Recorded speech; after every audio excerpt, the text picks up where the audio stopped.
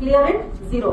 ఇది హల్దీ ఈవెంట్స్ వస్తాయి కదా, హల్దీ తర్వాత ఫేస్ లో ఒక పసుపు కలర్ ఉంటుందా, చాలా మంది తెలుగు ఆంధ్ర తెలంగాణలో అడుగుతారు మ్యామ్ అప్పుడు మనం ఏం చేయాలి అని.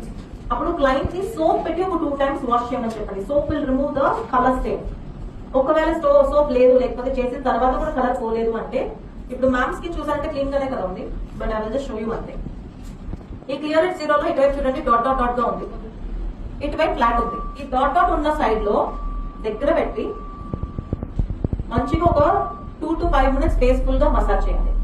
తన ఓపెన్ పోర్స్ లో ఉన్న ఆయిల్ కానీ, బ్లాక్ హెడ్స్ కానీ, వైట్ హెడ్స్ కానీ పైన ఉండదు. ఓకే, అండ్ స్కిన్ లో ఉన్న dirt, pollution, tan, dead skin, extreme dryness ఉంటుంది చూడండి, అది కూడా హైడ్రేట్ అవుతుంది బికాస్ దీంట్లో గ్లిసరిన్ ఉంటుంది.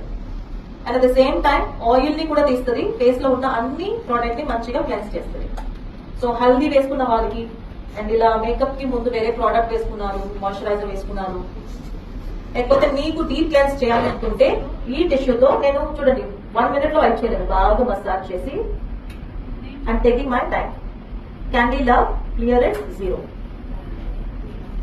సో పొద్దు నుంచి మ్యామ్ చూసారంటే ఎక్కడ బయటకు వెళ్ళలేదు, ఎక్కడ పొల్యూషన్ దగ్గర ఏమీ వెళ్ళలేదు, పొద్దు నుంచి ఫ్లష్ లోనే ఉన్నారు. బట్ తన స్కిన్ లో ఉన్న డస్ట్